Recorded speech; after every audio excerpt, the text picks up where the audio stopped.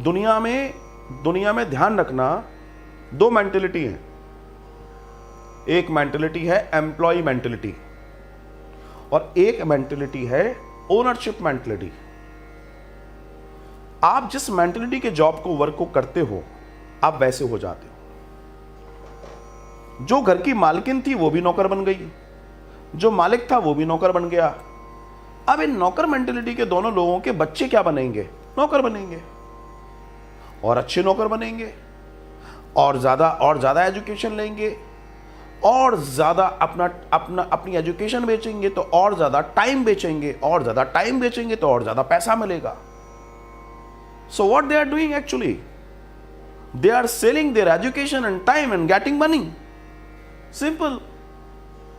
ज्यादा से ज्यादा समय और एजुकेशन बेच रहे हैं और ज्यादा से ज्यादा पैसा ले रहे हैं। लाइफ की कोई परवाह नहीं है, जिंदगी में क्या मिल पाएगा उनको कुछ मालूम नहीं है। They don't know what is the life, they don't know what is the process of life, they don't know.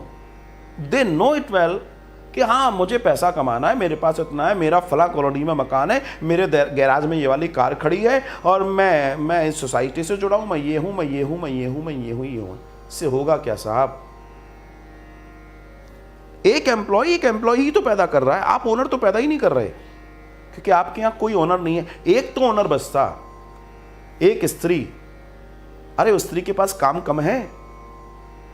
अगर तुम 1 लाख रुपए बाहर कमा रहे हो तो उतना ही काम घर में वो कर लेना। वही को जो काम घर का काम है कर लो।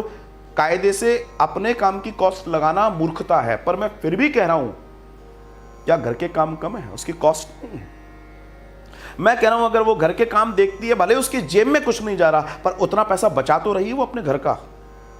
क्या इस पर कभी कैलकुलेशन नहीं है? पर नहीं साहब, जेब में आना चाहिए, मेरे अकाउंट सेपरेट होना चाहिए, मेरे अकाउंट के अंदर इतना पैसा होना चाहिए। घर में किसी को 1 कप चाय देने में दर्द होता है, और वहां ट्रेनों में, एरोप्लेनों में सर हैव अ टी, ये वो तो ये वहां तुम्हें कोई दिक्कत नहीं है क्योंकि अंग्रेजी में बोल रहे हो।